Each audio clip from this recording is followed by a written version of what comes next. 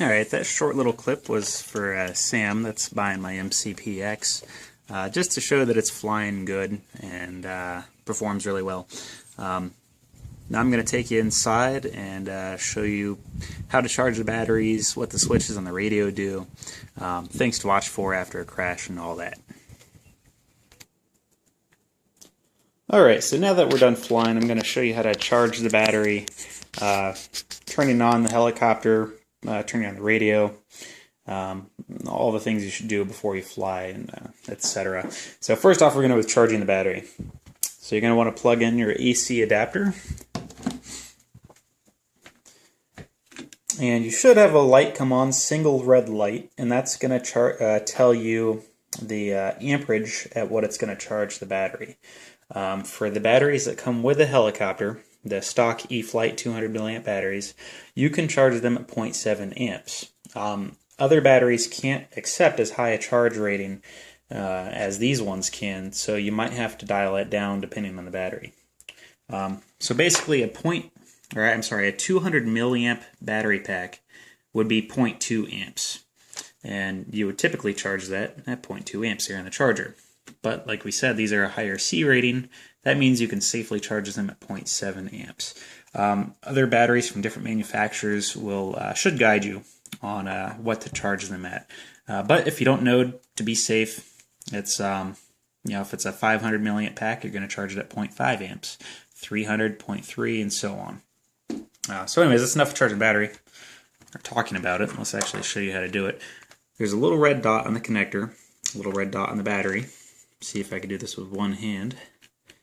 Yeah, plug that in like so. Okay, there we go. So battery's now plugged in.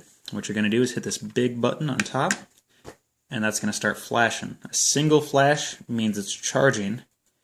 This battery's already pretty much charged, so it's immediately going to go to this. All the lights blinking is just telling you that it's almost charged. Once there's a single LED going back and forth, that's going to say, hey, I'm fully charged, you can go ahead and unplug me. Don't got to push any buttons, you can just go out and unplug it. Then you can unplug your wall charger. Battery's charged in about 15 minutes at 0.7 amps. So, next thing we're going to go over is your radio. Little on-off switch right here. This switch right here, or button, I'm sorry, is the bind button, and you'll hold that down, turn on the controller to put it into bind mode. That actually is covered in your MCPx manual, how to bind the controller to the helicopter. This is already bound, so you don't have to mess with it, but if it should ever become on-bound, you'll be able to find the instructions in the manual. It's a pretty simple process.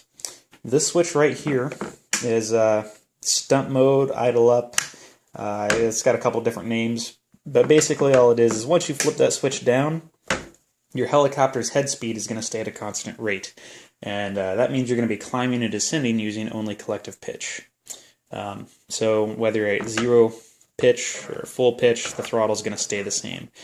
Now for beginners, you want to leave this switch off and fly using just basically its throttle and collective mixed together.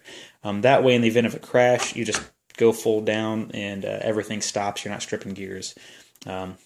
If you had this on in the event of a crash and you went full down, well, it's still going to be at 100% throttle. So I would leave this switch off for now. Outside a minute ago, I was doing the upside down stuff. That switch is on, so I could hover upside down. That's really all that switch is good for if you're flying inverted. Your rate switch right here, sorry, that's basically going to make this stick more or less sensitive, which is your cyclic. So if you push this forwards, helicopter goes forwards, pull it back, helicopter goes back, left, right, and so on. This is throttle or collective, so helicopter rises and descends, and this is your yaw. If you push this stick to the left, nose goes to the left, push it to the right, nose goes to the right. Unless you're upside down, then everything's backwards. But I would leave this switch on low until you get comfortable with the helicopter, then flip it to high and see how it feels.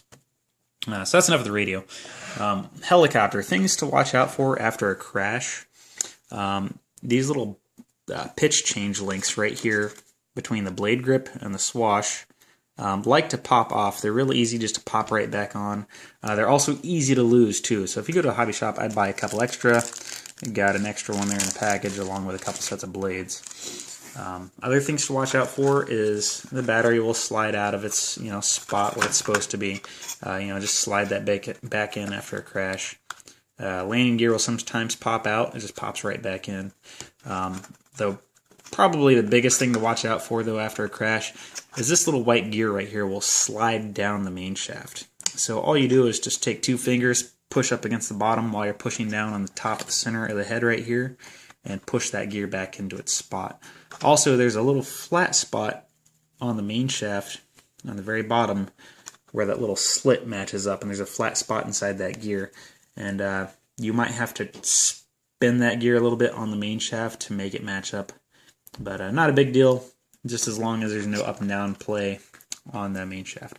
That's basically all you got to watch out for after a crash.